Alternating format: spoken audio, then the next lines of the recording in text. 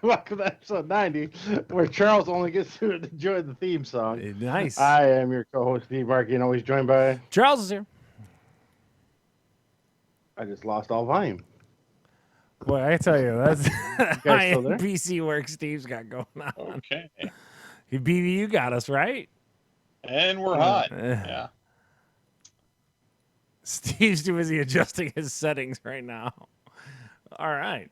Enjoy this dead air, folks, as I'll edit this out in post. Look at Steve. I got you. You're coming through to us. Yeah, all my sound disappeared there for a minute. Oh, that's stellar. You gotta love PCs. Well, we're back now. I can hear again. So, yeah. That threw me off. Hold on. Okay, so we're back. Bill's joining us from Chicago. How you doing, Bill? Good. How are you? Got some audio issues, but he's good to go. I don't know. It went super low and I couldn't hear anybody. It just everything disappeared. Flawless as always. Yes, of course. So this is what, week 3? This is the third podcast of the Corona outbreak. There's a Diet Pepsi promotion for Bill. And Charles, I brought the box of Pretzel Pop-Tarts here. Oh yeah, I grabbed it too because I wasn't sure if you still had them all or not. sorts of confused right now. You want to catch up, Steve? Well, first of all, sorry. I want to do our usual thing. I'm sure BV's got his containers. I got my sanitizer. Oh. I got sanitizer. All right, yeah. Let's everyone keep it clean on the Fat Guys in a Little Podcast episode 90 here. Yeah. This is Walgreens sanitizer before they ran out. Oh, I was gonna say that again. Put that up on eBay. That's like $50 bill right there. I know. You get Holly that new MacBook with that hand sanitizer. Dude, I'm telling you. How did you pay for that MacBook? Hand sanitizer. Toilet paper and hand sanitizer. So this week, Charles and I both got our essential workers letters. My boss gave me one. Charles got one. Did you print it out and keep it in your car, Charles? Yeah, it's in my car, and I'm ready to go with it there. It's just crazy to realize that I'm an essential worker for some reason. Steve, how the hell are you an essential worker? Telecommunication. My boss is convinced we are essential. I don't know how that works either. I'm with BV. That doesn't make sense. That doesn't add up to me. Extremely suspect. Yeah, because like they say like media or whatever is part of that, but like I don't know how VR Metro and like web hosting, web design is considered that. I just don't get it. I don't know. I barely think that we are. You know what I mean? Like I think that the hotel should be forced to close too. But whatever. It's a hint for Randy trying to get me to get back to work, but governor says I can stay home. Yeah, that's crazy. Now, some of you guys might know on the podcast, my wife is an occupational therapist. And up until this point, she was always non-essential. I don't know if I covered this last week, but and what they've done to all occupational therapists, including Scott's sister, Julie Bergeron, which she's Bill in knows. the same like line. Yeah, she works for Wyandotte Hospital. My wife works for the state hospitals, and they've all been bumped to essential now. And they froze all their sick days and vacation time. So if you're healthy and you're an occupational therapist, you are required to come to work. So she needs a note in order to call off, is what you're telling me right now? Yes. So she's got to get documentation to even call off. Wow. And unfortunately, she's working on that because she is now sick. So, you described to me earlier today. What are her symptoms? What do you got there? Her temperature's gone up a little bit. She's in the 100-degree range. Coughing. Is that rectally or temporally? How are we doing that? Rectally finger. Okay, you're like, yeah, you're about 100. Yeah, I am. I tasted it a little bit. It was 100. So she's got a runny nose, sneezing, congestion. How does she feel? She's just a little murky, is what you're saying right now? Yeah, she's okay. a little run like, down. Okay. And now we have Henry Ford Healthcare as our insurance. And for them, what they make you do is they make you do an online pre-screen. Okay. So she had to go online, tell all her symptoms, fill out about 50 questions, and then they're going to analyze it, what she put, and then they're going to bring her in probably tomorrow for a test. Oh, wow. if she has the right symptoms. What and is stuff your like that. guys' opinion going around the digital room here? BV, what do you think? Does Michelle have coronavirus? Yes or no? Very possibly. So that's a yes. I think she Although I does don't know. too. I mean, after Steve's shockometer, I don't know what you think of the test. I mean, I think that should be enough. that she stood a good chance to get it. I still stand a good chance to get it. I'm definitely not in the clear for it. I think that she Now- possibly does, but it could just be no big deal. It could just be a seasonal thing that she works her way through and never dies, and we're Yeah. good. You know what I mean? Never. Well, hope she doesn't die. Well, yeah, but I think you'll be fine. but there was a lot of other sickness going around in our hospital too. There was pneumonia going around. There was Okay. flu going around. There was regular colds going. So it could be one of the. They had a whole petri Jeez, dish of yeah, sicknesses over it's there. crazy. So it wasn't just corona at her hospital. So that's an update on our wife, my wife, and We're what they're doing. polygamists. Yeah. How's it going at your house, Bill? Other than the fact that we're done with 2 weeks of work and stay at home. So other than the fact that we're extremely stir crazy, it's fine. Are you both on each other's nerves and stuff like that? Or you like picking at each other? Or you try to kind of neutral corners? Yeah, for the most part, because we're both working at home. I'm in my office and she's in the dining room, so we're kind of halfway across the house for a good portion of the day. And with the way things have been going at BP, there's more work than there's ever been to do, and so I have this weird situation now during the week where about 4:30, 5 o'clock, my calls for the day are done, and I try to finish a couple of things, and by the time I lose complete track of time. By the time I go to stop, it's 8:30, 9 o'clock. Jeez, so you're working more during the pandemic than you were before.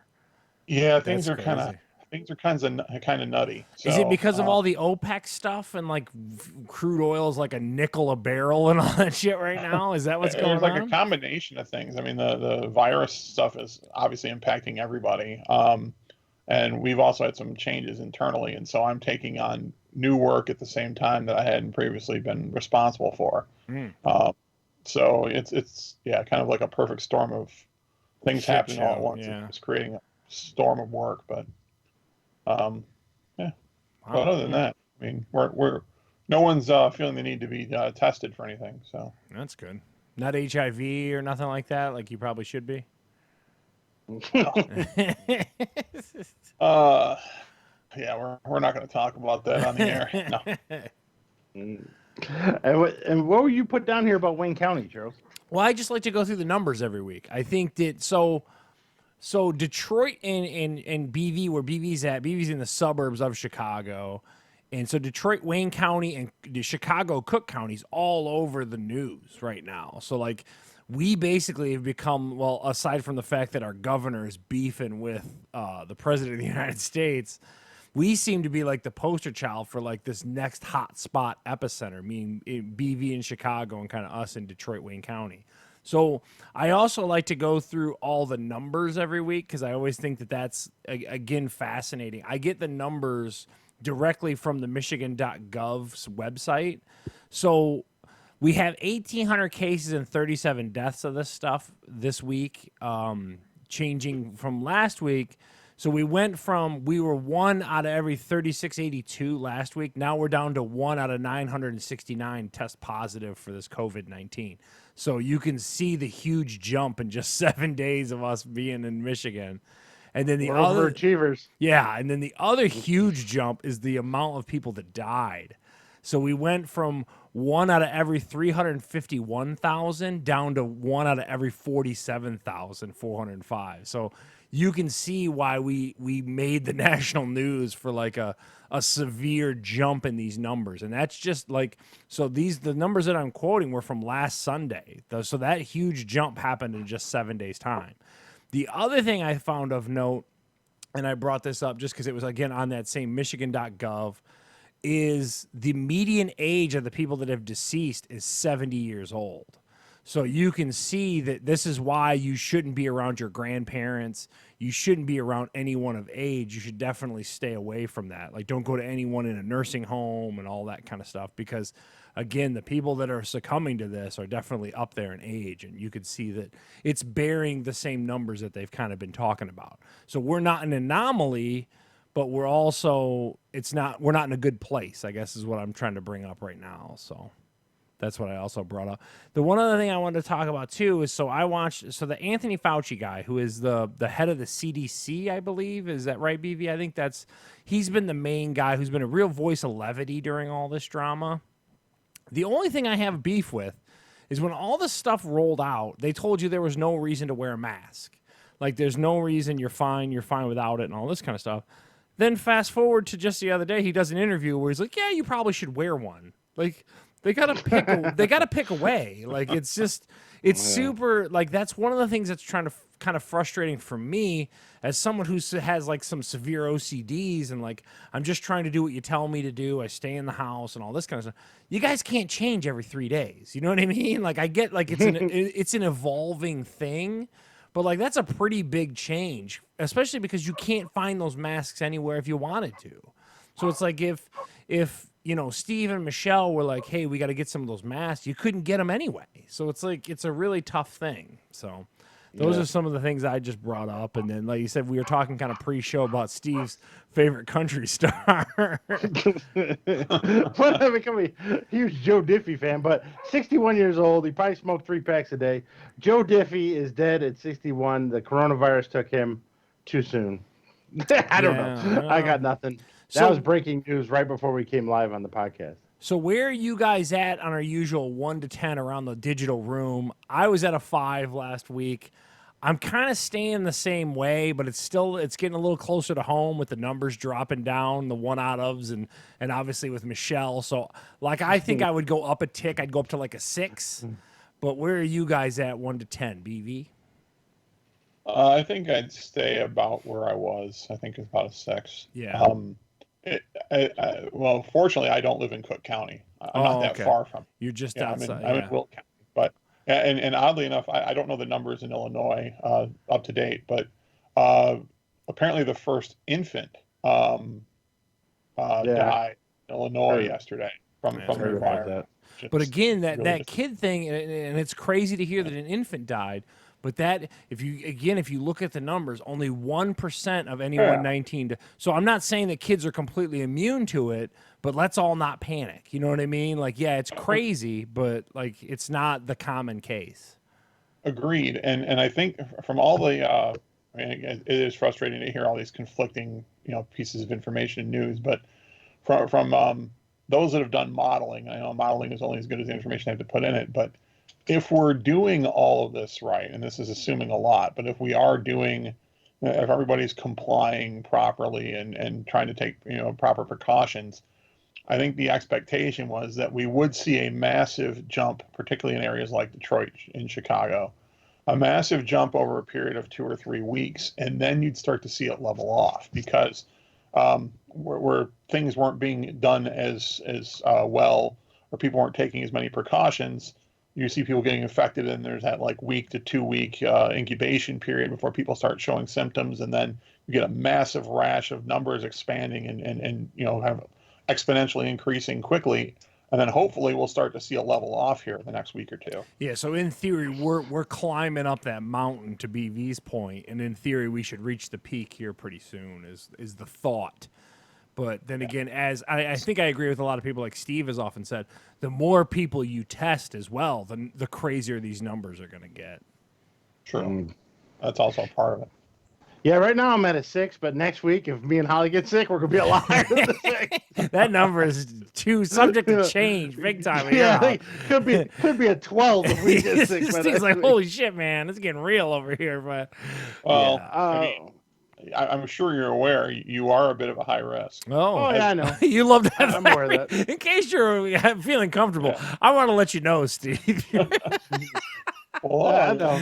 BV with the voice of levity. Yeah, you're pretty screwed. I don't know if you know this or not. Diabetes and fat. So let's put it to the test. But there you go. Now, the one fun thing I found about coronavirus, fun fact, Steve, fun fact. Yeah, on Facebook, we got a lot of conspiracy theories guys coming out now. Dude, they're crazy. Yeah, one was, what was the one? Oh, because the meteor is going to wipe us all out. So they're making up the coronavirus, so we all have to be in our house with our families. So when the meteor hits, we all just die together. Oh, okay, great. Great. That So was this is one. all preempting the meteor. Okay. Yeah, and then the other one today was it's China created it so we could drop our stock market and they could buy up all our stocks and become Oh. the superpower. Wow. That was the one today. So Well, the best if you part want, is China didn't create it. They proved that wrong this week that it's Yeah. not man-made. So people are just Yeah. crazy. But I was shown a video this week where there was a young lady who claimed to get the virus, and she just had to shoot a blow dryer up her nose to like. She's like, the virus lives in What? your nose, and if you put this, you mist your face with water and then shove a blow dryer up there. She's like, it kills the virus. I was like, this is the craziest shit I've ever seen in my life. That's it. That's how it works. Dude, was she eating yeah. Tide Pods as well? Yeah, I was just like, what on earth? The guy I worked with has shown me this video. Go, this is what's wrong with society. The one thing that's shown as we broadcast live on Facebook. Again, I talk about it every week. I am shocked by how many people get their news from Facebook. It's so weird. Like, dude, It's crazy. Wow, I didn't know that was a Political news, outbreak news, any kind of news you need, right there on Facebook. thing. Yeah, right to where anyone can just tell you whatever the hell they want to and be completely irresponsible. And again, Crazy. as a web designer and a web developer, I can tell you anyone can write anything on the internet. It doesn't matter. Steve's like, what do you want on there? I'll put that on there. What do you need? Yeah, aliens gave you coronavirus. Yeah. All right, let me type that Steve's out. like, I got tons of flat earthers that I'm making websites for. It's crazy. For Yeah. people, are the greatest. Yeah. All right, so let's get away from this depressing crap. Yeah, let's This have some week- fun. Now, Bill couldn't get any this week, but we did. Charles and I did. Yeah. I dropped him a bag of Corona pretzels, Yeah, Pop-Tart pretzels. I threw yours out immediately. I was like, get this shit away from my house. So I didn't know Charles already tried this. I thought this was new. Well, I didn't Even to try. tell- For full disclosure, I didn't try the cinnamon sugar because, first of all, you're an animal. So you go there and there's two flavors of these Pop-Tarts. There's chocolate and cinnamon sugar. Who gets the cinnamon sugar in that Sophie's Choice? Oh, that's what I was thinking. It's like, well, if he did eat some of these, he Yeah, I probably ate the chocolate one because they're delicious. Cinnamon. So I'm like, at least this is a flavor I haven't tried. But I got to tell you again, I had the chocolate ones and I was a huge fan of them. BV, you had trouble getting a hold of them, or you couldn't get a grocery date again? No, I went to the drugstore and checked there because they on Kellogg's website it said that they carried it, and then I also just tried to run into a local grocery store, and neither one of them carried it, so or at least had it in stock. So How I are wasn't your going to risk Corona for it? Yeah, I'm not going to scour the earth looking for Pop-Tarts. So How are your local stores holding up, BB? well, I mean the grocery store that I ran into didn't look too bad.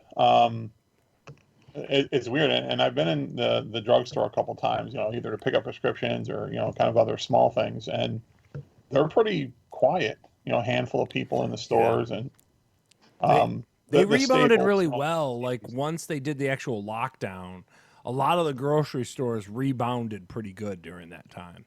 It's like they almost should have done the full-fledged lockdown earlier. It would have quelled a lot of the craziness, I would argue. Probably right. You still can't get hand sanitizer, wipes, or toilet paper. Yeah. But I tell you what, and this one, just like the chocolate one, is delicious. They got like a sweet and salty thing happening on them. Yeah. They got salt on top of them. I obviously, in this scenario, don't pick the cinnamon sugar like my brother, the animal, did. The chocolate one, if you like the cinnamon sugar one, the chocolate one's amazing. And I think the cinnamon sugar one is good. Well, another reason I picked it, what's that pretzel place in the mall? They have cinnamon pretzels. I've had those before, and they're good. So yeah. I thought, but I like this. I toasted mine. I didn't eat mine raw. I toasted it. Well, I eat mine straight out of the box. I'm not a toaster guy for my Pop-Tarts. I like them a little I don't warm. toast mine either. You don't toast them either? No, I eat them straight out of the box. Yeah, so I give it a thumbs up. I like them. But now here's the question: would I buy them over regular Pop-Tarts? Probably not. But I like the didn't mind sugar them. cookie ones in the Christmas time. You get sugar cookie Pop-Tarts. Those are awesome. The Fruit Loop Pop-Tarts are awesome, too. If you see those out and about, they got Toucan Sam right on them. Super tasty. I love what Pop-Tarts are doing. I still love Pop-Tarts from my childhood. Well, I'm not supposed to be eating them, to be honest with you. How many sugar? What's the sugar deets on the back of that box? Holy shit. If Corona don't get in the sugar, well, 27 grams. I thought it'd be higher actually, but Wow. That's the most grams I've had. Holly, eat this other one. Steve, I cut the. So you only had 13 then, if you get rid of the other one. Yeah. Whoa. A serving is 2. Wow, 27 grams. Damn. Let me throw this one out. Steve's like, I feel Get rid like of we're going to cut Steve's foot off in the middle of a coronavirus epidemic. Someone get Steve a metformin stack. I took my afternoon metformin, so I got that going for me. Big fan of them, though. They taste good. The chocolate ones, if you find them, are great. Don't be an animal like Steve and get the cinnamon ones. I like the cinnamon. I thought they were good. If you don't have diabetes, highly recommend them. And to our audience, you got to bring that up. You got to be like, dude, if you don't have the beaties, give these a try. Steve's still having audio issues. You can watch him do it. Yeah, the sound keeps cutting in and out for some reason. Oh, lucky you. All right, so let's go on to some reviews, Steve. I know we watched a ton of Netflix this week.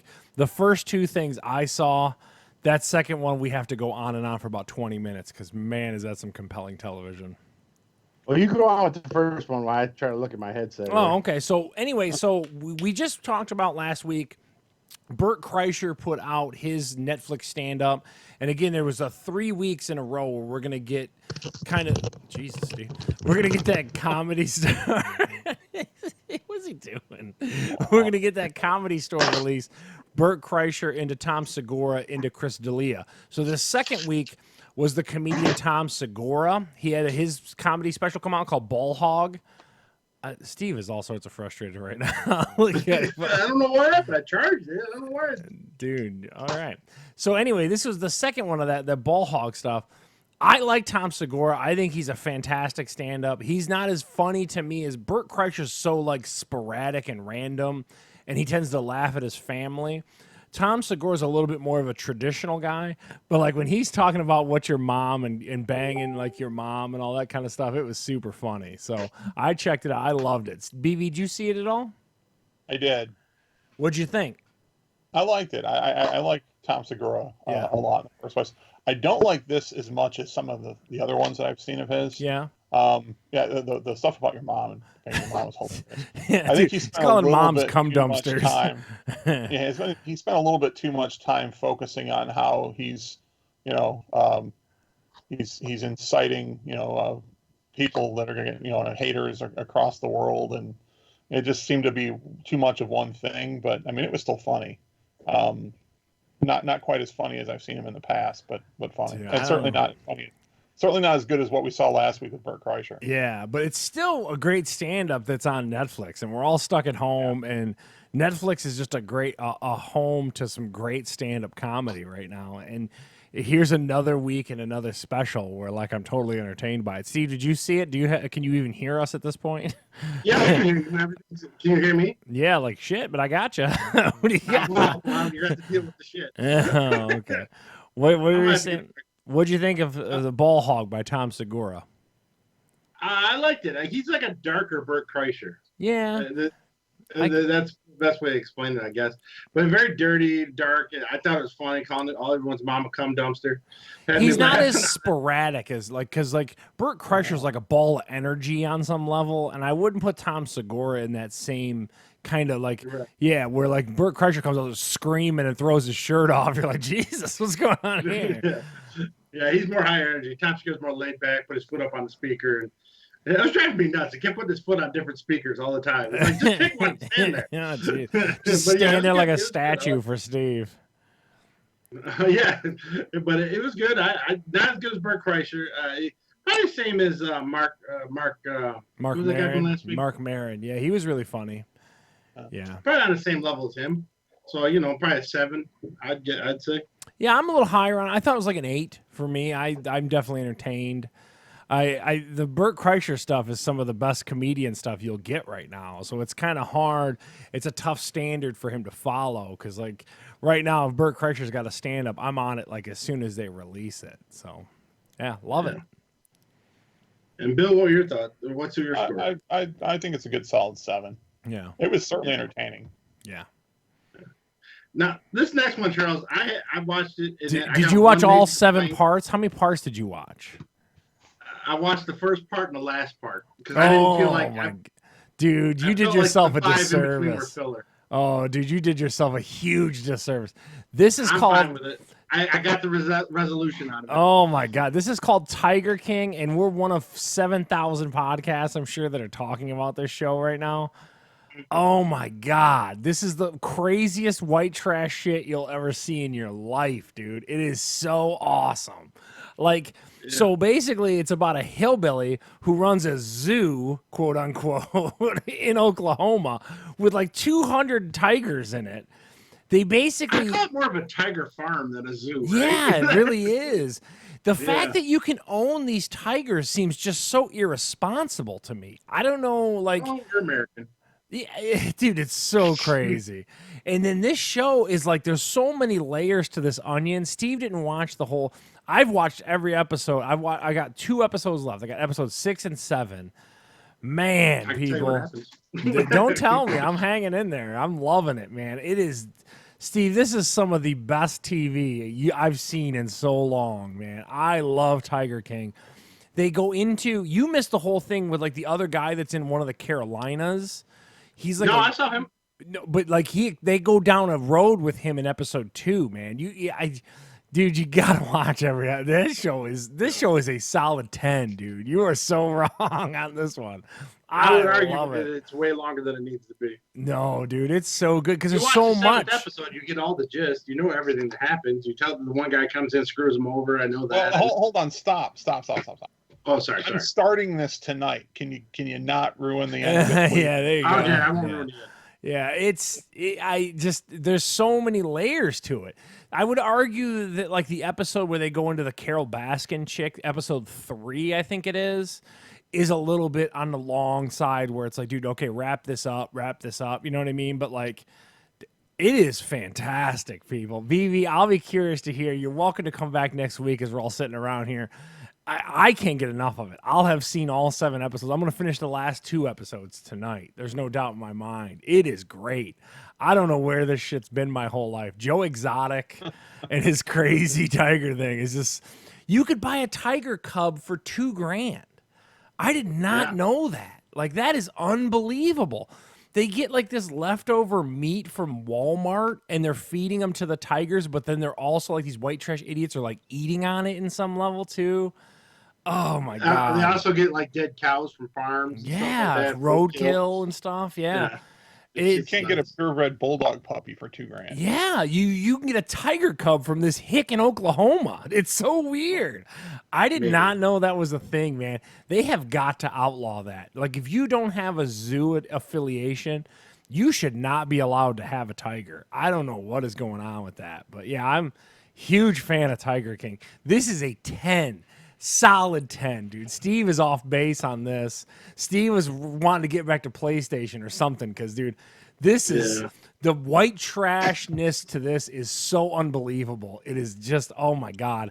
I can't wait to hear what VV says. I can't get enough of it. I'm like kicking Lorna out of the room so I could watch it. I'd give it a 7, but you could have done all of it in an hour and a half, man. No, not all the stuff that they go. 7 episodes, 40 minutes apiece. Dude, you missed all of the inner stuff where he burns down. I don't want to ruin it for BB. He burns down like the studio because he signed over the rights to the one guy for his reality show. He runs for governor. In an hour and a half documentary. What? They could have done all this in an hour and a half. Dude, no, you're wrong, dude. This is great. This show is awesome. You just want like boom, boom, boom. I want layers to this onion, dude. You get the whole gist of it within the first 20 minutes of watching the first episode. Dude, a chick loses her arm and is back to work in 2 days on the tiger farm. Like the loyalty that he oddly could instill in people was unbelievable. And then like the chick, you learned that in the first episode. The big cat rescue down in Florida where like she's oddly against them, but then she's also monetizing it and how she does her they stuff. said that in the first episode. Dude, I'm telling you, Steve, you're wrong. I'm telling you, don't have to watch 7 episodes. Dude, it's so good. You find out. You let us know. You just want the cliff notes. I'll take the nuance and the layering of it, dude. I loved it. God, this show is so good. Watch the first episode, then you decide if you need to sit through 6 more of them, or just go right to the last. You totally need to watch all of it. Steve had nowhere to be and should have watched all 7 episodes. You're wrong. 10 out of 10, people. This is great. 10 out of 10. Steve gives it the 7. I'll be curious to hear. BV will be the tiebreaker next week. We'll hear what he has to say, being as we'll all still be stuck in our houses. It's just been, we're not getting out anytime soon. Yeah, dude. I might be legitimately quarantined. I got a patient X in the living room. Yeah, I'm telling you. So we're going to check Steve's temperature every day when we do this. Yeah. So we'll agree to disagree. I love it. God, it's so good. It's so super white popular. trash. Everybody's talking about it. I just feel it could have been like a supersized me 2-hour documentary. I didn't need 7 episodes of a season. It reminded me of like I need that one we were 24 gonna watch with episodes of the season, dude. I need a need full 4? network, dude. I need a full Oh. network write-up of this show. I don't know about that. I mean, there's only so much of the white trash you can take. Dude, no, there's not. White trash is fascinating when you have nothing to do with them and you just get to watch them and go, dude, they're doing what? So are you watching Honey Boo Boo Family Crisis too? I don't know what that one is. You got to school me up on that. What is that? That's Mama June and all them, where she got arrested for crack and they're dealing with all that. I probably would That's check that out. Yeah, admittedly. Holly and Michelle are watching that one. Yeah, I might need to check. What's that, Lifetime or something? TLC. Oh, okay. Yeah, I'm down with that. You can learn about crack. I love if you can't tell by my reviews on this show all the time, I love out of control people. I love people who just don't give a shit about the rules, and Joe Exotic is the epitome of that, dude. It's so you great. also like people that are obsessed with one thing and just go way too far, like the bodybuilders. Completely agree. And the strong men. Yeah, where it's like they just completely ignore everything else in life. It's so amazing. Yeah, I do have to admit, I got issues. I'm not gonna say I didn't like Tiger King. I just felt it didn't need to be 7 episodes. But yeah, should have been 24. I know. I agree. Jeez, wait, should have been what? 2 hours. I can watch a 24-hour news feed from that freaking zoo, dude. So good. All right, so that's there. And now Charles gonna rip on me because I ripped on Tiger King, but I watched Titans season 2. Yeah, great. So you had to hurry back to Titans, you asshat. No, actually, we finished Titans and went right into Tiger King. Oh, okay. This is the one. Were you watching it on Blu-ray or DVD or whatever? Yeah. We bought it. Got it on Blu-ray. It's 13 episodes. I've never seen a show that was okay, and then by the 6th episode, just nosedived. It was terrible. I don't know what the fuck happened. Did a plot change happen? A budget cut happen? What is your opinion on that? What happened? I think the writers just went in a weird direction because the budget still seemed the same. All the actors are still the same. They broke up the group and then they went into all this emotional relationship crap. And I don't know what the hell happened. So the first season wasn't that great to begin with. There's only maybe a 6 out of 10. I have to give this one like a 4. It was even Michelle and I. With DC Comics, there's three villains they love, right? They love the Joker, right? He's in everything. They love Lex Luthor. And then the other villain they love is a newer guy called Deathstroke. He's got a massive split in half. Is the gold, right? Gold and purple or something like that? Yeah. He's the go-to guy when it's not Lex Luthor or Joker. And he was in it, and he was cool. He was killing people and everything. And then it just falls apart. It's about his son and his daughter and then how they deal emotionally with. It was terrible. So I'm not a fan. I don't know. This is one of the last things that was on that DC app for people to watch. It's terrible. So wow. I know there's a Harley Quinn cartoon that's supposed to be on there with the girl from Big Bang Theory playing the voice of Harley Quinn. Kaylee Cuoco? Yeah, and that's supposed to be kind of funny, but I don't want to sit through. I'm not going to get the app to sit through that. So big thumbs down for Titans season 2, which is, I was hoping for better, but no. And kind of shocking how bad it went. It was worse than Arrow and Flash and all those ones on the CW. It got really bad, so whatever. So I sat through 13 episodes of that, but I couldn't be bothered to sit through 7 episodes. Yeah, you were in such a hurry to get back to the crappy freaking Titan show. Well, for full disclosure, next week we'll have a review of the Ozarks because that's the one Michelle and I are going to go into. Season next. 3 just premiered of that, correct? Is that one? Yeah. Yep. We also got some, I believe Nailed It comes back. I'll talk about that. There's a season 4, Nailed It. Netflix, man, they got to be making bank right now. There's so many people are watching it, they got to like degrade the quality of it because so many people are on it. Funny you saying that because PlayStation is also lowering their download speeds. Really? Because you just can't keep up. Yeah, it's crazy. Yeah. So bring that around. If you have PlayStation Plus, a free game on there is Sonic Forces. It's with PlayStation Plus if you signed up. I know Bill probably won't be interested in this because it's a kid game, but It's good Sonic though. It's like all the stages are fast. The graphics are kind of 3D-ish, but still 2D. You know what I'm talking about? Where the stuff looks 3D in the background, but it looks real nice. So and it's free. So it's not. It's 30 stages total. I did win the game.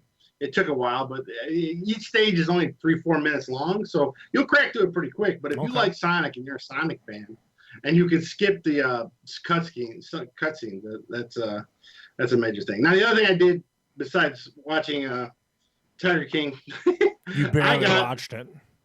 I fell for the hype and I went and got Doom Eternal. Yeah, okay. Doom Eternal on PlayStation 4. Okay, so now you talked about in this next gen, you're going to get away from consoles and go into PC. What made you get this on a PlayStation 4 and not on the PC? My PC is a little. It's getting a little long in the tooth, kind of thing. Yeah, it's getting a little long in the tooth. So if I get a new PC, maybe, but that's down the road a ways. But in PlayStation 4, if you get on there, you can stream to Twitch and YouTube really easy. Okay. So that's why I go 4 over Xbox. Okay.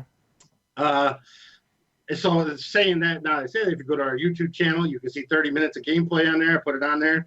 Last night, I didn't talk too much to myself. I did for the first 5 minutes. And then I stopped talking to myself. Maybe that's why my headset's dead. I was using it last night to stream. I should have charged it. But it's a good game. Charles, have you played a Doom game? So I played. I want to say the newer one that's on this current gen. That I want to say was last gen that they ported over. It's very Monster Closet-y. Like that's the one thing about the Doom games. It's kind of like okay. But it's kind of, you know what I mean? Like going to this room, clear it out. Where's the pop out? You know what I mean? Like kind of thing. Yeah. Is this one a little different? Demons. No, it's the same. They seal the room. You're stuck in that room. Yeah. And they just keep popping. Clear it, and then okay. And the other thing I'm not a big fan of. Wait for the guitar riff. Ammo constantly. You run out? Yeah. I'll be punching people because I ran out of bullets super quick. Yeah, that's kind of annoying. I mean, if I rank shooters, this is probably not even in my top 5. You know, wow. It's Halo, Call of Duty, Star Wars Battlefront, Battlefield games, what's the other one I like? I like Killzone. I like Gears of War, if you call that a shooter. So this is probably down the list of ways, but it's enjoyable, I guess. How's it look on the PlayStation 4? Because I know it looked pretty on the PC. How pretty is it on the PlayStation? Oh, it looks nice. I mean, the textures and everything look good. The monsters come out pretty good. I just don't like it. You get floating monsters and they only have one weak spot on them, and you're trying to shoot them as they're moving back. So you got limited ammo and like one weakness hole you got to pop. Yeah. You got one area the size of a dime to shoot, and you only got 10 bullets. Yeah. So you end up repeating a lot. It drives the difficulty level to the roof when it shouldn't be that hard. Now, here's the funny thing: later levels you get more guns, so you run out of less ammo. So you just rotate through. You just quick draw to the next one. Quick draw to the next one. The first 2 stages is a lot harder than the later stages because now you have more guns. Yeah. So it's not bad. I'd give it probably the Steve 6. Oh man. I'm not a huge shooter fan, but like I told you, the 5 I mentioned are better than this one. So definitely a Steve 6 for me. If you're a diehard Doom fan, then I suggest you get it. I don't know anybody that is these days. Yeah. I don't like Wolfenstein either, or whatever that one is. Yeah, that's like that World War II supernatural game, but that's got big time lineage back to like original PC games and stuff like that. But I played again like later PlayStation 2 era Wolfenstein game, and it's good, but it's just I don't know. You know what I mean? I'll wait for the next Halo. I'll wait. You know what I mean? Like I've got a certain list, like you're saying, of kind of like where I'm at, and that's really where. Well, this is definitely a quarantine. I'm having an itch. I told Bill the other day, I was like, I got an itch to buy something stupid, and I bought Doom. How'd you get it? Did you have it delivered to the house? BestBuy.com. Oh, okay. They're doing so. I gotta tell you, I don't know how much you guys have gone out. Hopefully, Steve, not much, because you're shedding coronavirus as we speak. I had to go out to Home Depot yesterday and pick up some stuff for the house because I need to, you know, they're considered essential, which I would agree with if your hot water tank dies or something like that. I had to wait in a line outside the building. They're only letting 100 people into the building.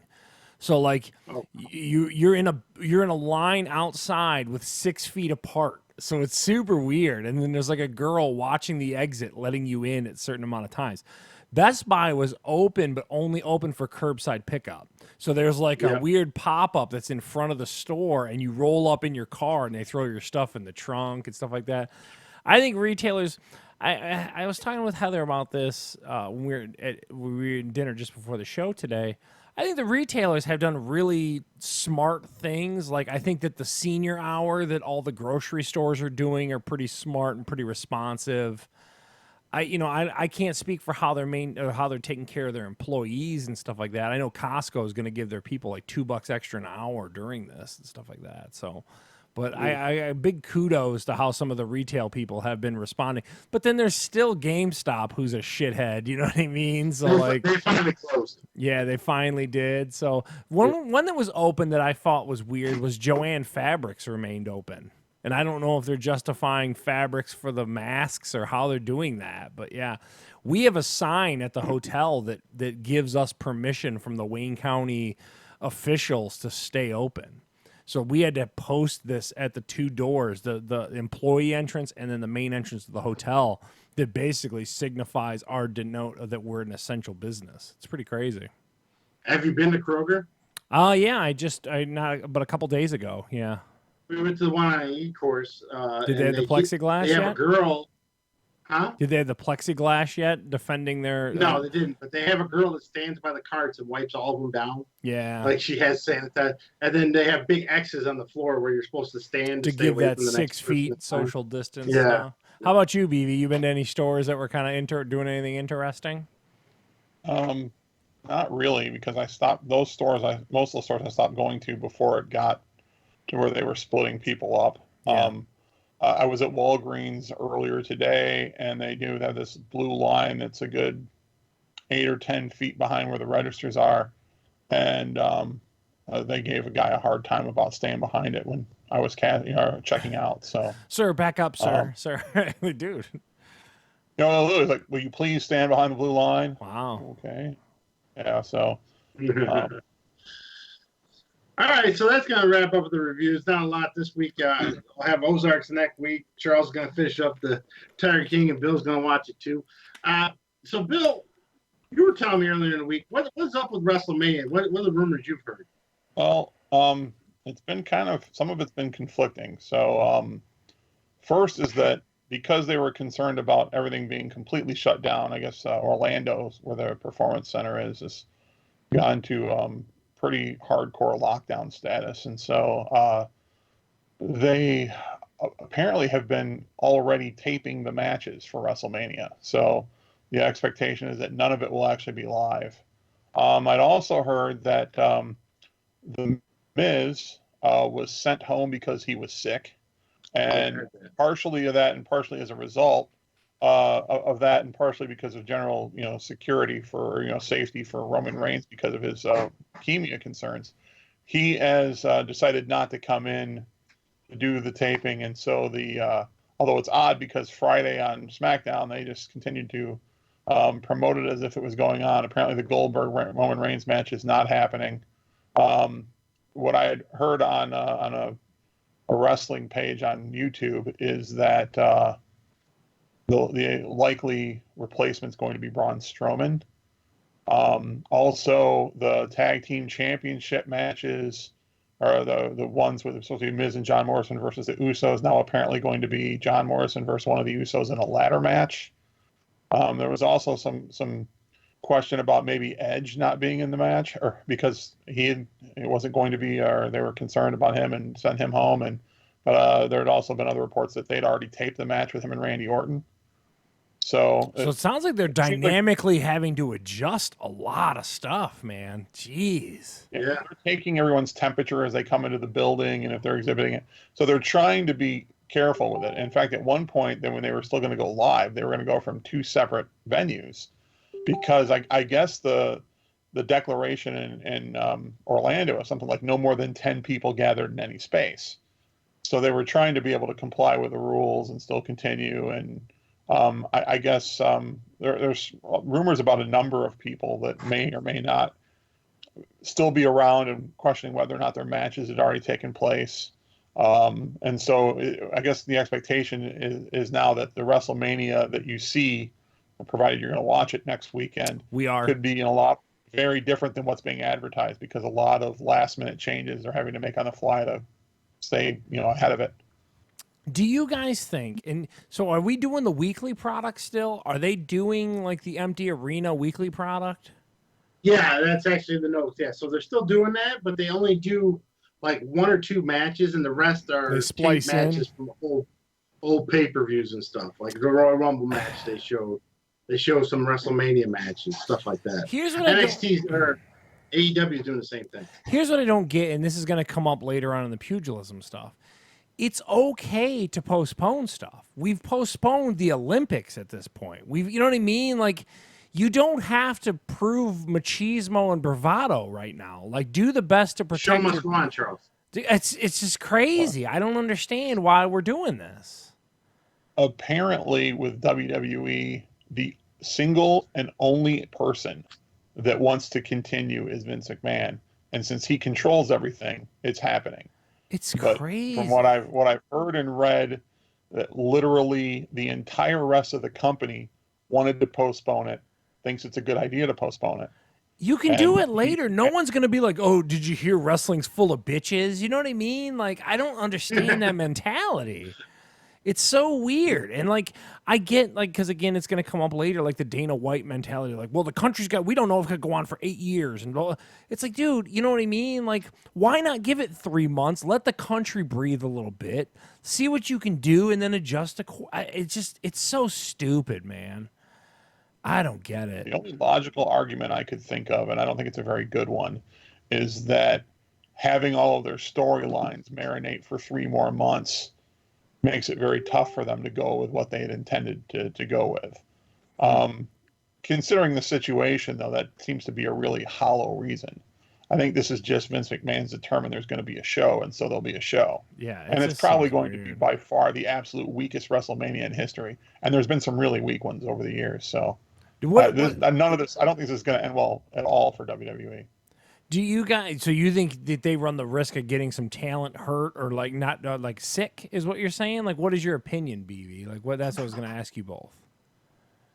Well, I think people are already getting sick. Now, whether or not they have any sort of severe complications is another story. Who knows?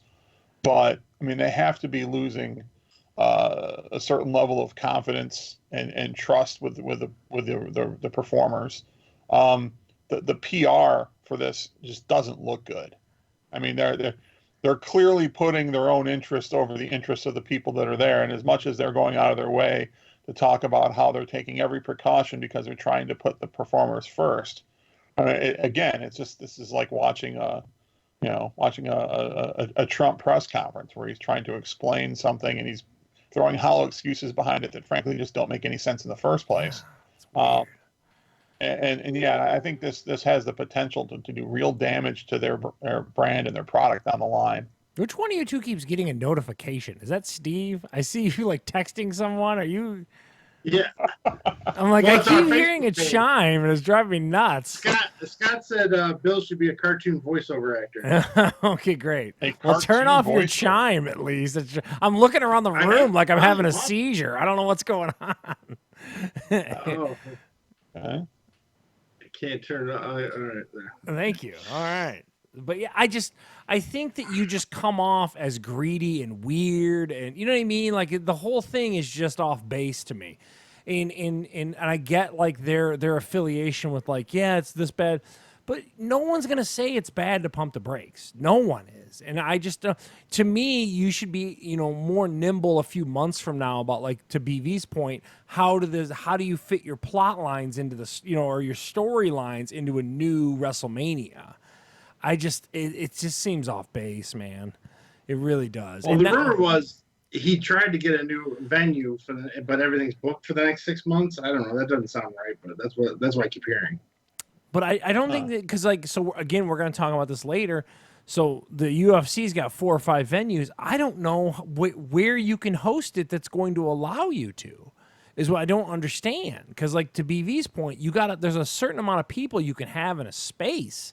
If I can't go into a Home Depot because you can only have so many people, Like they're not just gonna let like 80 people hang out around a ring and let a WWE event go on that could easily just be postponed for a few months. It's weird, man. Even the NBA shut down. You tell me wrestling can't? Yeah. I mean, unless the TV networks are really strongly putting pressure on them behind the scenes, which I can't imagine they are, then it seems to me, I think what would be best for the entire industry here would be for both major, assuming we're going to call AEW a major promotion now, both major promotions to cut new programming. If you need to show, past episodes or greatest stuff, like WWE is doing some things on ESPN where they've been showing old WrestleManias or whatnot, you can take the time slots, fill it with all. I mean, look at what ESPN and other sports networks have been doing for the last few weeks. They can show classic matches. They could show a lot of the stuff that's on the WWE network, for example. And one way to let your stories marinate is just not to continue having new programming. Let them stop. Come you know back. what I mean? If there was a pause, there was a pause. We know it's an episodic program. Treat it as if it's a soap opera. It's been off the air for a few months because of the coronavirus forces. Let it jump right back in where it was. Take a few weeks or a month to let the storyline develop back in.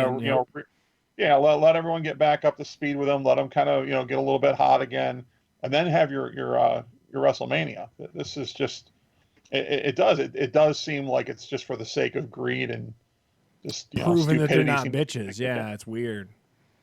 I mean, at least AEW sort of backed off. They had what was going to be sort of a quasi main promotion. I think it was called Blood and Guts. And they decided to back off of it because, considering what's going on in the country, it didn't seem to make a whole lot of sense to go that route. So they're still showing, new programming and whatnot. They've had some. I think Steve's we're going to talk about one weird thing later, but they're not trying to go forward with some sort of major, this is our flagship, event of the year, and try to run it through. It's stupid. Yeah. And speaking of AEW, they are trying to set up a feud between Chris Jericho and Matt Hardy, I guess, before Jericho goes on tour. But I can't imagine Jericho's going on tour right now because nobody's open. So, you can't have tours, you know what I mean? You can't pack people into arenas or nothing. Not that he was playing arenas, not that the walls of Jericho were packing an arena, but Ozzy or whatever that group it is. I don't know. I think that feud would have been great 10 years ago. I don't know about right now, Matt Hardy and Jericho. I don't know who's clamoring for that, but I guess that's what they're going with. Now, Charles, you're a big fan of Vice TV, aren't you? I love Viceland, Vice TV, all that stuff. Vice, it puts out some really good, hard-hitting stuff, and I'm reading the notes. This sounds awesome. I'm going to find some way to watch this. Yeah. It's called The Dark Side of the Ring. It's like a documentary, and it's all about the bad stuff of wrestling. And some of their episode does cover Chris Benoit and the stuff about him. I haven't seen it because I don't know what the hell channel Vice is. So I want to say all the Vice content is available on Hulu. So I'm going to check out the Hulu and see if it's on there. Having looked at the show notes, I'll definitely give it a peep. So the first season, I was on before. We talked about the first season where they had the episodes about Macho Man Elizabeth and Bruiser Brody's death and that sort of thing. I've actually seen both of these. It's a 2-part with Benoit. Yeah, really interesting look at it. It was, at least the first half of it was almost as much a story about both Benoit and Eddie Guerrero. I guess they were extremely close, and Guerrero's death had a really major effect on Benoit's psyche. It was really kind of disturbing, sad look at all of it. Yeah, it's I DVR the show, so it came up and I watched them over the weekend. I'll have to check it out. Yeah, it's even if you're not a wrestling fan, it's a really interesting story. I think I'd recommend watching it. There's nothing more compelling than those behind-the-scene looks at pro wrestling. Oh, my God. Like, beyond the mats and all that. It is great, man. You talk about one thing. So once I finish up Tiger King, I'm going to see if I can't find that somewhere. So that'll be episodes on YouTube, too. I'm sorry, Steve, I interrupt, but they're showing both. They're showing both the episodes. You can pull the entire episodes up on YouTube. Oh, that's cool. All right, I'll have to check them out there. Yeah, that's cool. So, of course, next week we'll give our thoughts on the first half of WrestleMania. That'll be Saturday. and then then we'll talk about the second half the week after, I guess. So how is it? Is it going to be available on the WWE network? Is that what's going on with Yes. it? Okay. Yeah. And you can sign up for a month free right away. That's what I was Charles, going to do. I was just going to do a month free and then just blow it out the weekend after. Yeah. Yeah. So now we're gonna go to some reviews. Now I didn't know anybody hard-earned reviewed.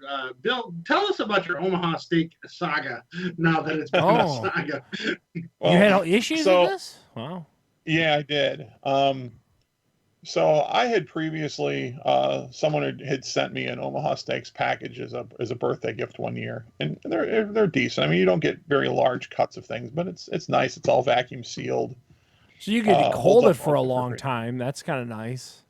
Yeah, and so one of the things, I mean, I've been able to get a lot of groceries, through delivery services and whatnot, but I had a little bit of trouble, kind of getting the meat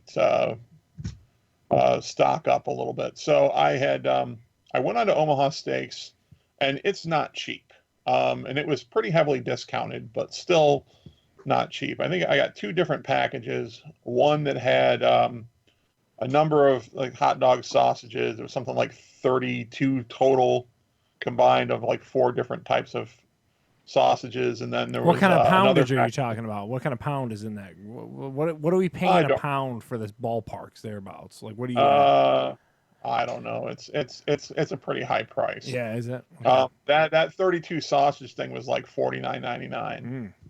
It's probably not a bad price for that. But then there was another package that had steaks, pork chops, chicken breasts, and Omaha steak burgers. That was something like 140 something. It was like so many of each. I forget the exact number. But I had spent probably it was right around $200, maybe a little bit more. I think the normal price on them. How long would that have got you at your house? Because you're the only meat eater in your house. How long would that? Oh, it would have been. I would have put 3/4 of it in the freezer. Yeah, in the chest freezer. It would have been there for who knows how long. But no matter how much things would have, how long we would have been put on lockdown, I'd have no problem with my meat stuff. So now there, as most companies are, having a little bit delays with shipping. So when I ordered it, the price of shipping was ridiculous. I think standard shipping was like $19.99, and they were saying somewhere between 10 and 14 days for delivery. I found a coupon code online that gave me the 4-day shipping for the same price for $19.99. It was like 36 something. If you wanted it 2 days, it was like $57. So I order it with shipping, and everything was about $240. So Thursday was the day it was supposed to be delivered, and we get to about 5-6 o'clock, still no delivery. So I decided to go check up on it. The website tells me now or when I check my order, the status of my order, it tells me now that it's scheduled to be delivered on the 1st. And so I think it's Wednesday. So I call Omaha Steaks and I said, well, okay, I don't understand here. I paid for the expedited shipping. How are you on the 1st? It just shows you paid 19, and they basically act as it is. Basically, they showed no record of me actually getting expedited shipping. Oh. And so I'm like, well, no, it was a coupon code. I paid or whatever. I'm like, I can show you the screenshot of my email confirmation that says that my delivery date is the 26th. And I said, well, now it's the 1st, blah, blah, blah. And then like, oh, and the Franks and sausage thing, we're now out of stock. So I said, well, hold on a second. So your standard shipping was 10 to 14. Are you telling me you haven't even shipped the order yet? They're like, no. So I'm like, so let me get this straight. So not only did I not get the expedited shipping, I'm now not only going to get like half this order. Jeez. So in the meantime, I decided to go on pop onto my online account for the credit card I used, and found that 2 days before that they had charged my card in full. So not only did they not notify me that my delivery date was changed, they didn't notify me that didn't notify me that I wasn't getting a portion of my order. They hadn't prepared it, they hadn't shipped it yet, and they charged my card in full. So I essentially gave them the GFY talk and had them cancel and refund the entire order. Yeah. So there will be no Omaha Steaks coming to the house. That sucks. I was fortunate the next day though I was able to get a nice little order of various meats from the Amazon Whole Foods and had it delivered the same day. Oh, there you go. Nowhere near as much as that, but yeah. I will not work with Omaha Steaks now. Jeez, and you were already paying a douche premium at that point. Yeah, it's pretty crazy. Yeah. The nice part is the markets have been pretty decent with the proteins and stuff. I don't know if you guys have seen like the proteins are coming back. You can slowly start to get stuff. Like I said, the markets are breathing a little bit better. There goes Steve with his notifications again. The markets are starting to stock. What's that? I don't have those on. Oh, I don't know. Something was just chiming. Okay. So, but the point being, like a lot of the markets now, when you do your click list and stuff like that, look for the proteins now because you can get them there. But that sucks. Yeah, the only grocery store I've walked into since all this started was looking for that Pop-Tart. I literally walked in. I went to the aisle where the Pop-Tarts were, saw that they didn't have them, and walked out. Like I'm just not. I don't want to mess around with grocery stores right now. I don't get a cart. So I make sure I take my reusable bags with me, and then I use the bags as I walk around as a cart. You know what I mean? And then I unload, scan, and then put them back in the bags, and then see you later. Like I don't touch anything. All the grocery stores around here now are prohibiting you from bringing the reusable bags. Oh yeah? Yeah. In fact, at Walgreens today, when I checked out, they asked me if I wanted bags at all. Oh really? And I had more things than I could carry. So yeah, I'll take the bags. Yeah. Wow. Yeah, there was earlier this week there was a note kind of statewide that most of the grocery stores now and that are going to prohibit the reusable bags. So I don't know how long you'll be able to do that either. Oh wow. That sucks. My grocery store going will drastically drop then because I don't want to grab on carts and stuff like that because I feel like touching the surfaces in those stores is when it gets the sketchiest. Exactly.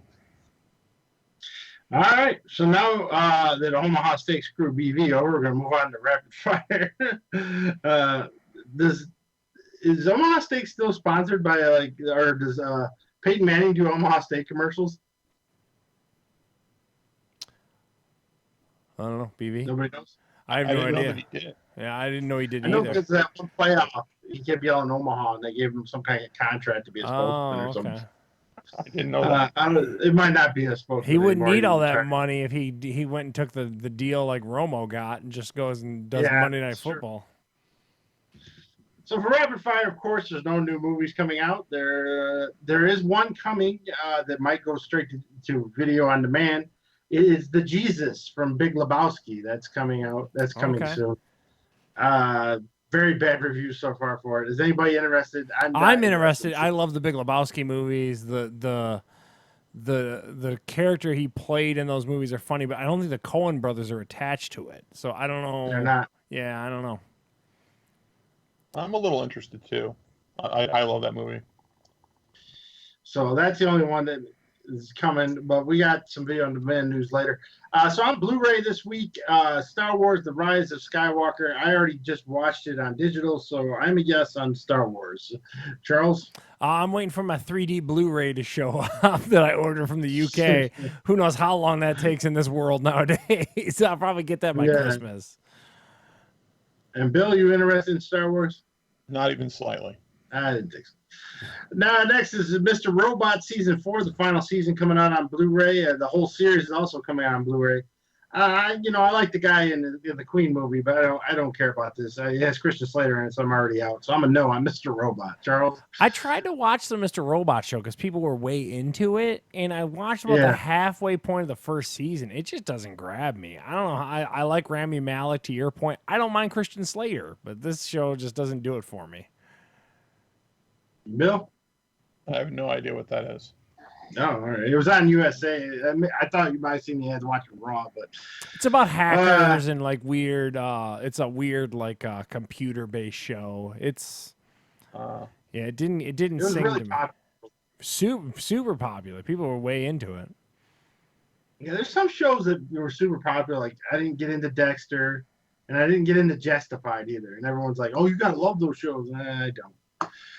Now, the other one from my childhood, the complete animated Transformer complete series on Blu-ray coming. I thought this was already out. I'm not going to buy this, so I'm good. Transformers, the complete animated series, Charles. I'm shocked to your point it's not out yet, honestly. Also, what does that hold up like? I've seen Transformers the movie not that long, but I know the show is a wholly different animal. So I'm a no. I want the G.I. Joe box set though, admittedly. And Bill? I was going to ask the same thing about whether you thought this had any chance to hold up. All the things that you talk about that haven't held up over the years, I can't. It's going to hold most of the cartoons from our childhood do not hold up. DuckTales is still good. Stop it. What is? DuckTales. Still good. Oh, I'm watching on Disney Plus. It's good. I'm talking like Thundercats, He-Man, G.I. Joe, Transformers. All 4 of those are probably terrible. I can watch G.I. Joe the movie right now. Love it. They did release Transformers. The movies are different than the actual series, though. They're a whole different company was making the movies. They did release the Transformers Complete series on DVD because Bert has it. I know he does. But this might be the first Blu-ray release for it. So that's not much coming out on Blu-ray. So there you go. Family Video, by the way, has closed their doors too. They're not essential business, so they are not open. Everyone closed but VR Metro. It's crazy. Yeah. On streaming this week, Ozark season 3. Of course, me and my wife are going to watch this one. I'm a big yes. Charles? I know you are a big fan. Heather kind of watched it a little bit. I like Jason Bateman a lot, but isn't it he's a weird like Walter White-ish Netflix type character with his backwards accounting and stuff like that. He's a money washer. Yeah. I'm a no. I'm a no. I have no justification. I'm just a no. BB? We watched it when for the first season, and my wife got really into it. It just didn't do it for me. I got through about 4 or 5 episodes, and then I tapped out. So no, I won't be watching it. My fear is the end of the second season, they started switching the focus from Jason Bateman to his wife, and I think this third season is going to be all about his wife and not him. So I guess I'll find out. But it kind of You have a real problem with women in these kind of shows, don't you? Yeah, because they usually suck. Oh, you sexist piece of shit. That's true. Bethany Hamilton, Unstoppable. This is a documentary on Netflix. It's about that girl got her arm bit off by a shark, and she's a pro surfer. I'm a big no on that. Charles? I admittedly, I'm kind of into it. I'd probably watch it. I don't know what she's up to, but I need to see that nubby arm and stuff like that. So I'm a yes. Quote of the podcast, that nubby arm. Dude, I'm just telling you. I would turn it on long enough to see the nubby arm. But then that's dude, I gotta check it out. She's kind of good looking too, isn't she? I think she's kind of hot. I can't remember. I think she's blonde. I don't know what she looks like. I don't think they're gonna have video of her getting the arm bit off though. Yeah, that'd be pretty. And that's what is the scheme. This is on HBO. Bill might know a little bit about this. Christian Dawkins and Adidas. I guess there was a wire fraud scandal for college basketball back in the day. Big deal. I don't remember it. I'd catch it. I wouldn't go out my way to schedule it, but if I catch it during the day on HBO, I might watch it. The Scheme on HBO. Charles? Admittedly, I don't know what it is. I'd have to check out like a trailer. Like, what do you mean by wire fraud? Is what I guess is my question. I don't know that story. BV, can you elaborate on the story at all? Do you know the story? Not in too big of a detail, but yeah. So a couple years back, maybe it was like 2017, I think. There was an FBI investigation about the major shoe providers and sort of them funding college programs, but also sort of getting in, taking, using the AAU, for example, getting in there and sort of taking control over kids at an early age, directing them to certain schools, eventually to certain agents. So a big sort of that involved, major college coaches, the shoe companies. I think Adidas was the that major. Stuff can be super entertaining. That stuff when you get into like those like where Nike and all that kind of stuff and like how all that stuff, like the one shoe father guy that came in and they started working all those contracts. I'm a yes. I'll tell you, like that stuff can be cool. BV, what do you think? Yeah, I hadn't actually heard about the show, but yeah, I'll definitely watch it. Yeah. Yeah. I don't think it's a series, just like a 2-hour documentary, which what Tiger King should have been. And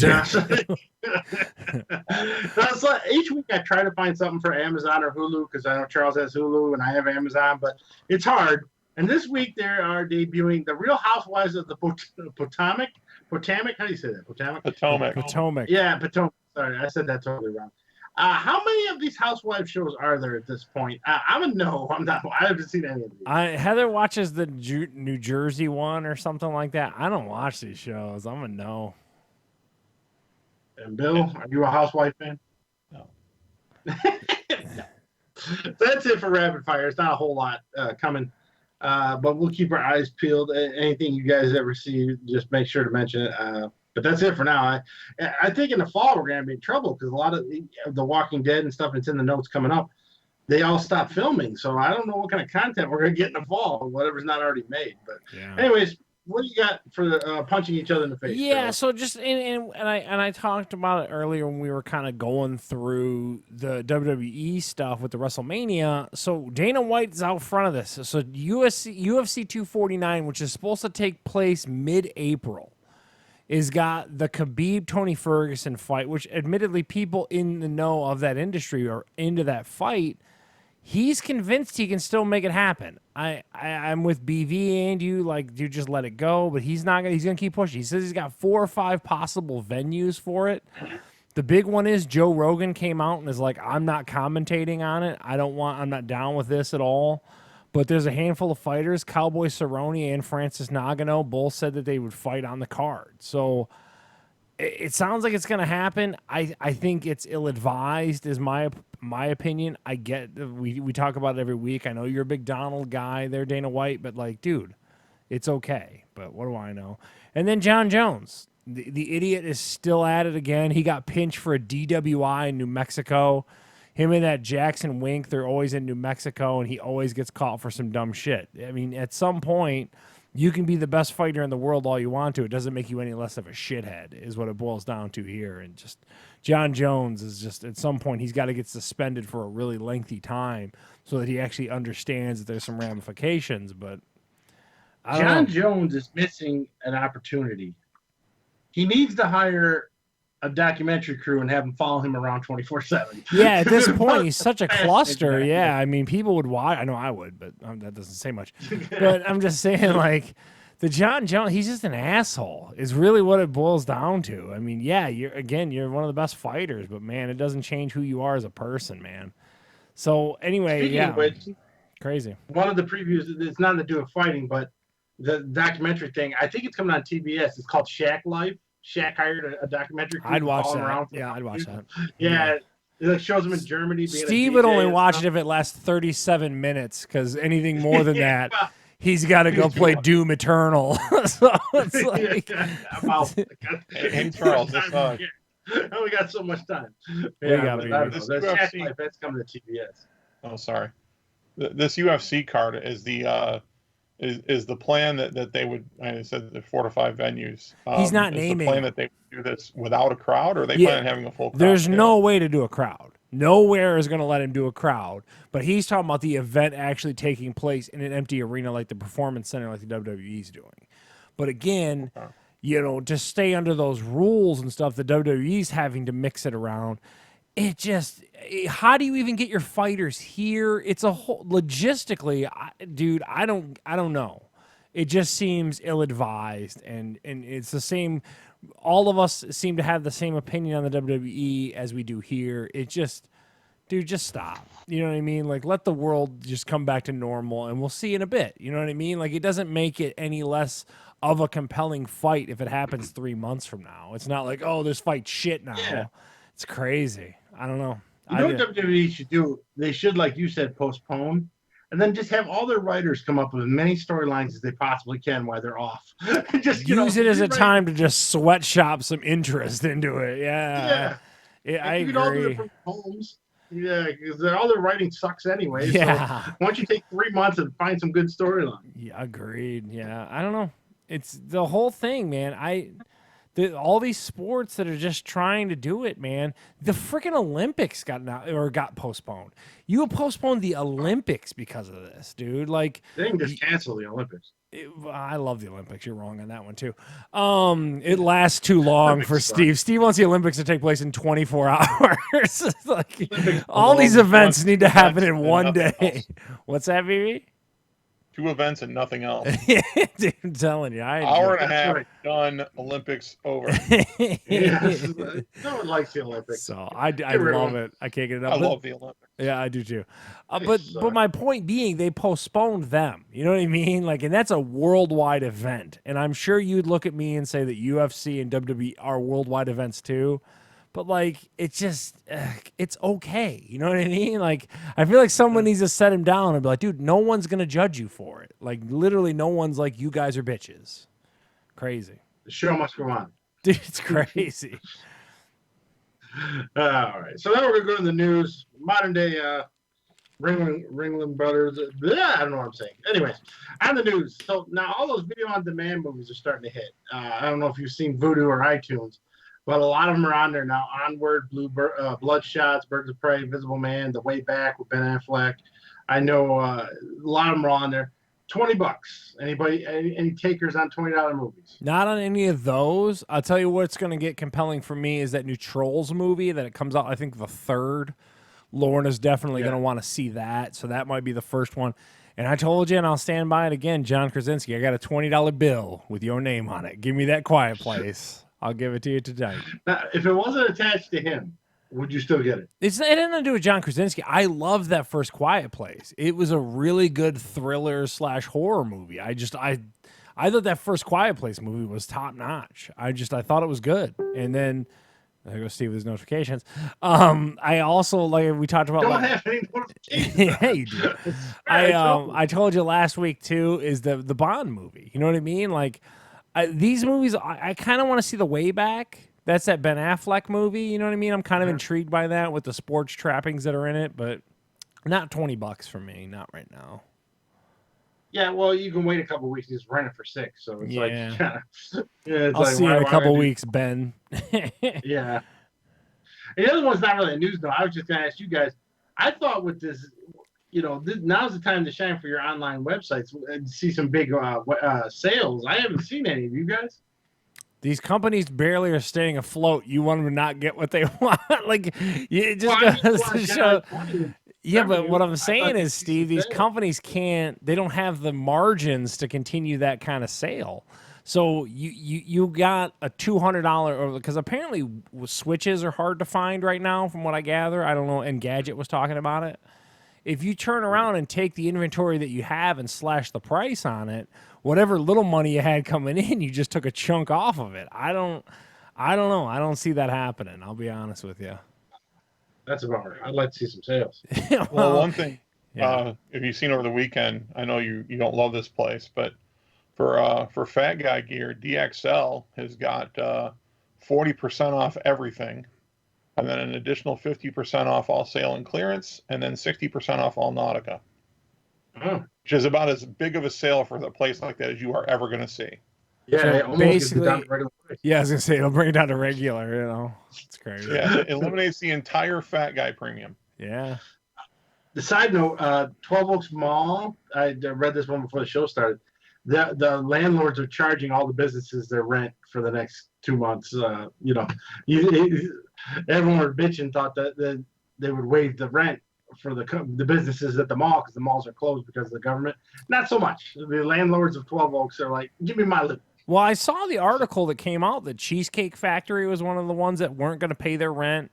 Subways, Yeah. a bunch of Subways were like, dude, I'm not paying my rent. Like, I don't know, man. So, like, if you take like that Cheesecake Factory that's in 12 Oaks Mall, right? That's got a huge footprint. So if they turn around and get chesty with Cheesecake Factory and Cheesecake Factory pulls out of there, what do you do with that square footage? You know what I mean? Like, that's a big build. A big chunk of that building is that Cheesecake Factory. That's a big money generator for them. Yeah. But then again, with these companies, the thing about these companies that everyone keeps like, these companies they're as bad as American people. Like, when times were good, they didn't sack away any money. You know what I mean? Like, so Cheesecake Factory was living check to check. Is that what we're saying right now? Like, it's just crazy. I don't know, man. Weird. Yeah.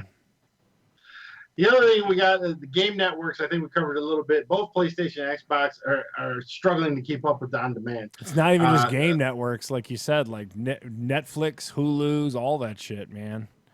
This it's- country's infrastructure is aging as well. I told you the thing that scares me is if this continues on and then the world heats up, when you start putting all these people and shoving them in their houses and now it's hot as shit out and everyone's got their air conditioners running, ooh, mama, it's going to get bad real quick. And then now, none of us are big fans of Star Trek, right? Bill, you're not a huge Star Trek fan, right? I'm not a Star Trek fan at all. Well, good news for you. CBS All Access is free for a month. Go check so out you can watch Picard. Picard and the new Star Trek series. What's the name of free. the new? What's the new series? Discovery or something like that? What's the new series called? Yeah. Yeah, you got it. There's 2 seasons of that, and there's 1 season of Picard. And then I don't know what the hell else. I think there's a new Twilight Zone on that app as well. That's the Jordan Peele one, right? Yeah. Yeah, I don't want to see any of that. So I tried watching the Discovery. I rented the first season. I made it about 3 episodes in. I took the DVD back. I was like, this is terrible. Yeah, I don't know. That's got Poussey in it, though, right? Isn't Poussey in the new Star Trek? Yeah. Yeah. And the other girl from The Walking Dead, I can't think of her name. Now, in the middle of this, UPS is working on new delivery drones, and I just put this on here because it was kind of cool looking. If you click the link, it looks like almost like a little jet, like a jet hang glider thing with propellers. So they're working on their drones, just like Amazon's working on theirs. I don't know what state or where they're going to start at, but they look pretty cool.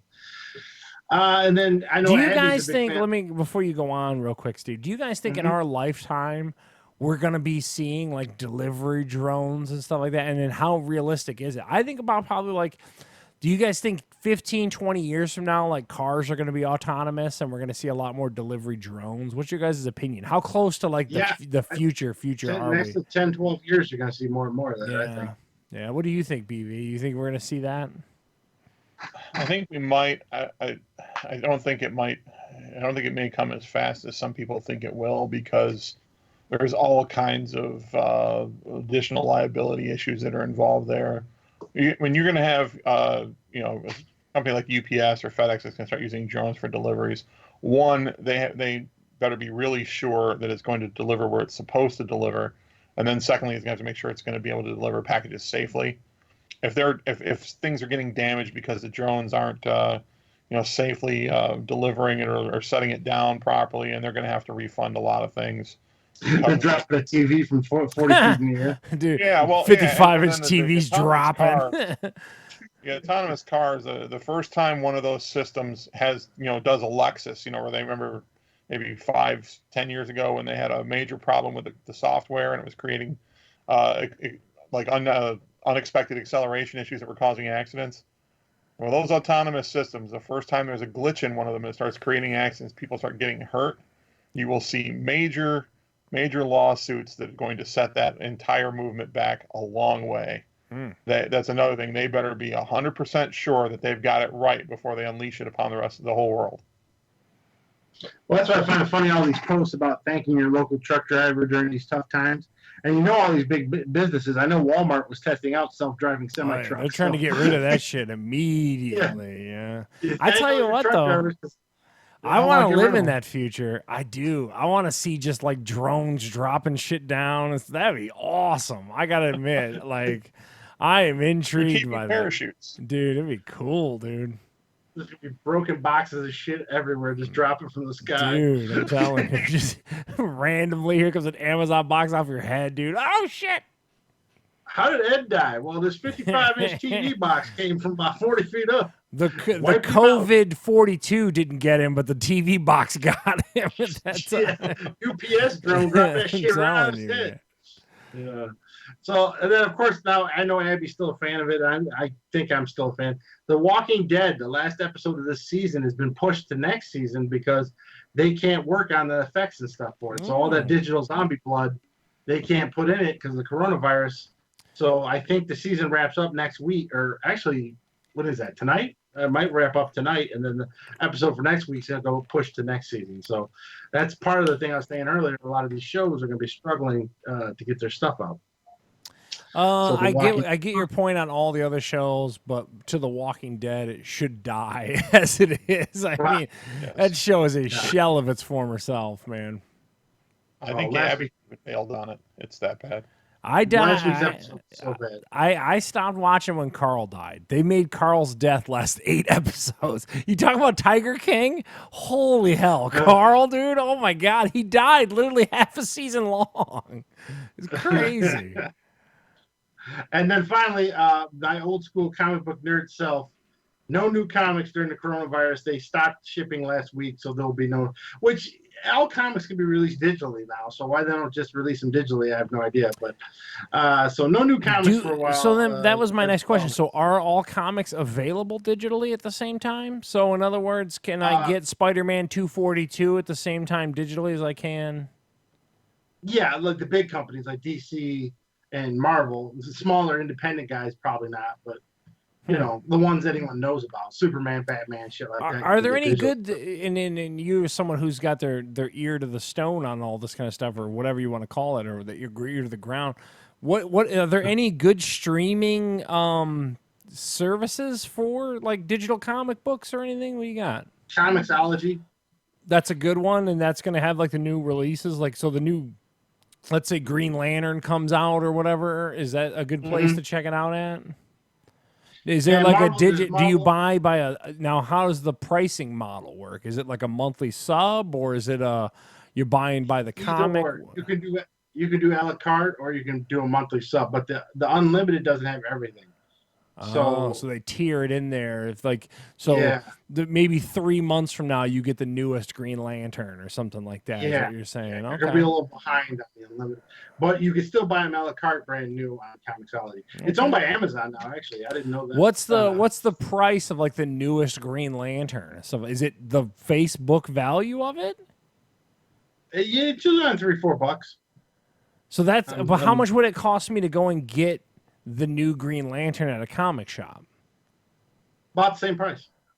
So I understand this correctly, and there's a huge market for reselling comic books. Why would I buy it digitally? It doesn't make any sense. It's kind of like I don't understand why people buy video games digitally. Like the laziness is getting rid of your common sense at that point because you can't do any comic books. I watched a documentary on this on YouTube the other day. Any comic book made in 1980, 1990, or above 2000 are basically toilet paper. So you know how the world doesn't have toilet paper? All I have to do is go in the basement and get my comic book collection out. Which is valid. Go ahead. Any comics worth anything are from the 70s or before, and they got to be in good shape. So essentially, now you can just buy them digitally and not worry about it. And if you're in it for the, oh my God, you know, you're the hardcore guy that has to have his vinyl records, you know, and you got to have your comics and your plastics and your boards and your bags, then yeah, you can buy them real. But most people are like me now, they're dads, whatever else, and they just want, if you have a tablet, they're perfect for tablets. Like an iPad, reading comics is like perfect, almost perfect for it. So that, and like right here, Action Comics 201, that's or 10,021, sorry. That's the newest Superman. It's $4 on Comixology. So you can pay the $4 to get it there. Now, I know in the comic book store, they were doing a deal. If you bought the print version, you also got the digital version. Oh, okay. So a couple at the same with time. it, yeah. Yeah, so you could just bag the print version and read the digital version. That at least makes more sense to me than because, like I said, so I recently bought as we talked about, like Lauren, I got a Switch or whatever, and I wanted to get that new Super Mario Brothers, the one you beat and had all, and I wanted to play that because that's the one game I've been waiting to play, and I was going to just download it digitally, but there's no discount for the digital version. So I'm like, well, why would I buy the digital version when I could just take my butt to Target and give you the same price and have it available to me? You know what I mean? Like, it doesn't make any sense to me. That's always been my argument. But right now, currently on the PlayStation Store, there is a big sale. All digital games are on sale. Nothing great, but they had the one golf game I asked Bill about. It's regular $20, it's like $15. They have sales here and there, but you'll get better deals at Best Buy. Yeah, I'd rather buy the physical copy, I think. And I think that I assumed that comic books would apply to the same theory, but you're saying not necessarily. Not anymore, because everyone's kind of got the gist that they're not worth anything, which is ironic because the movies make $1 billion every time they come out, but the comic's not worth, you know, Charmin toilet paper is worth more than comics. Yeah, but they probably did that move that baseball cards did, where like they saturated the market with all this collector crap. They leaned too hard into it. What's that? That's what the documentary said on Yeah. on YouTube. You remember Superman number 75 where Superman died? He had the black cover with Yeah, the 15 different they things. mass produced that. It was worth $75 back in the 90s when it came out.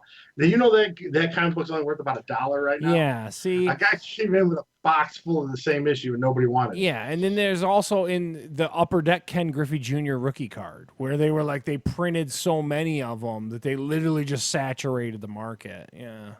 Yeah, Bill's aware of that because he was a big card guy. You know how all that shit went. So basically, anything from our childhood's worthless. Well, it's worth Except something for to Rich- someone who wants to buy it again, but how many people is that? You know what I mean? Or are that or whatever? You know what I mean? Like, I don't The know. only thing I can think of that's worth anything from our childhood is the original Transformers that were metal are still worth something, and shit, what was the other thing? I don't know. But the Transformers is definitely one of them. Oh, and any Lego kits from when we were kids are still worth money. Anything else? Nothing else worth money. You know what's not worth money? Beanie Babies. That's Bert. He's got about 5,000 of them. You still hear me? Yeah, I got you. Yeah. I got nothing for collectors shaking at this his head. point. Yeah. Yeah. All right, so that's it for the news. Nothing great. Walking Dead struggling, video on demand. Game networks are struggling. CBS is free for a month, but nobody cares. UPS has delivery drones, and Charles wants to live in the future. So, Yeah. so this last one I just put this on here because we all know what Madden Online is like. We all know that. We've done it. Me and Bill have done it numerous times. Well, I got back into it because of Gabe, because Gabe's a little behind us. He got the Madden. Been playing some games with him, and I thought, well, without him, I'll play a couple games online. And man, the jank is real. It just That's why I It put that ruins the little fun. stupid picture of Captain Obvious on there because it's like, I know, dude, but sometimes I mean, what are we sometimes talking you run about? into- sometimes you can run into someone like Bill or myself, and we can play a decent game. But I played like 2 or 3 games, and not one of them. It's Was a all legitimate guy. exploits. It's breaking the video game side of it. And it's frustrating for Oh. someone who, like you guys, would come to it like as a football fan. Like it's fun to go head to head with your squads and all that kind of stuff. But the percent of player that is into that is probably like 5 to 10%. And then the other Yeah. 95% are just like, cranking on W's. It's like when you play Call of Duty and no one does any strategy. They just run around knifing each other at this point. It's like, Yeah, or I they get do it. the But respawn. I would argue, and you're different than me. I think achievements have ruined a lot of video game stuff. And there are people, and you're one of them, Steve, who love achievements and trophies and all this kind of shit. But it put a weird spin on it where like people were like doing these dumb things to gain like just stats that meant nothing. And it just doesn't, I don't know, man. Video I don't know if games. achievements come through to Madden and Call of Duty though. The guys playing those games are a little different than They all want a average. prestige. What are you talking about? Like, oh, you're gonna act like Prestige is different than achievements. Prestige unlocks different stuff in the game. And what do you want to do? You want to roll over 78 times on prestige. You know what I mean? Like it's the same thing. It doesn't make any sense. I would argue that it all started to go downhill with achievements. Achievements were the beginning of people just padding stats and so like at some point it's not even about the fun of playing a game. It's all about just the mechanics and the bullshit of it. Like you said, you wanted like, oh, it'd be cool. Like let's take and play an NFC North divisional game randomly with me and BV. You know what I mean? Like when they're on there, like, well, hold on, you can't do the one fake field goal exploit with the Vikings. You know what I mean? It's like what? Like this is so dumb. Like, dude, I don't know, man. The big thing I keep running into is a money defense. I don't know what defense it is, but it blitz from the right side and comes right through my line. You just can't do anything. It's like You just- technical. yeah. And they call your play. It's like, what the fuck is this? Yeah, it's so stupid. And I don't know yet what it it's is. fun to them to do it. And it's like, oh man, I don't know. Yeah. Like that's what I love about. So again, I listen to the Bombcast every week. I celebrate that podcast. It's a very good video game podcast. I think it's one of the few that I'll continue to listen to, even though I don't play games as much as I used to. But Jeff, who's on there, who's really awesome at Street Fighter. You know who Jeff Gersman is at this point. He'll take Dan and whoop up on people, and just like because he's so goddamn good at Street Fighter. Like, so he'll go to like these people that are like spamming Ken and Ryu, and like take Dan and beat the shit out of him. Really good. It's so he was telling that story the one day. I was like, that's awesome. You know what I mean? Like, at some point you need to figure out and like hone your Madden game enough just to piss people off on the exploits, but. Yeah, but you know how much time and dedication that No, takes? I know full well. I know. Bill, you got any thoughts about Madden Online? Well, yeah, I think it's one of those things that makes me glad that I'm not a big, I don't play regularly anymore, and that there's no illusions that I'm any good at the game, because when we first started going online to play games, it instantly people got really big into how do we glitch the game. I've seen, and you've seen some of this too. Some of these guys that go on YouTube or whatever, they YouTube videos, or they'll go on Twitch and they'll play. Some of these guys will literally learn to read the defenses that they're going against just for the purpose of finding the routes that glitch it. They'll go out of their way to put the fastest people in certain positions so that they can run crossing routes that the safeties can't keep up with. So they end up, roll out to one side, chuck it deep to the other side. The guy just outruns everybody. Or they'll put someone who's ridiculously fast on it running back, and then just put them in plays where they can get them outside of the tackles where they're in the open space, and they can just put moves. And I'm perfectly happy just to be able to take my Madden game, play it against the computer or whatever, play it at a level that makes it realistic to me, and play it because I'm, like you, I'm interested in games that actually simulate real football. And not just, how can I game the shit out of this and just blow up the, glitch my way to beating everybody. Yeah, like by exploiting the video game side of it. You know what I mean? Like, that's just not. I don't know. Did you get back to MLB The Show at all, by the way, in your week off? I have played a little bit more. Your week home, rather. It's still good. I haven't played it a ton, but yeah, it's again, it's this thing that I'm doing, that road to the show thing. It gives you the throwing frustrates the living crap out of me because it's stunning my ability to make my player, get to the, move up faster. So I'm a much better hitter than a fielder and thrower, because getting that, you have to line up with the one of the I think it's like the right stick. You have to line it up with the target of where the person is you're throwing the ball to, and you only get a certain amount of time to do it, and sometimes you do it from really far away. It can be it's frustrating, but it still does that progressive. So if you suck for a while, it'll adjust the level of difficulty down a little bit, and then as you're doing better, it kind of progressively raises or drops the level of difficulty to make it more of a realistic experience, which I think is pretty cool. All right. Well, that's going to wrap us up for this week. Of course, episode 90 is dedicated to Joe Diffie. Pour one out for the Diffster. Just a Diffster. I'd like to thank Bill, our special guest on the podcast, for maybe becoming a regular while we're on coronavirus. Yeah, dude, it's fun.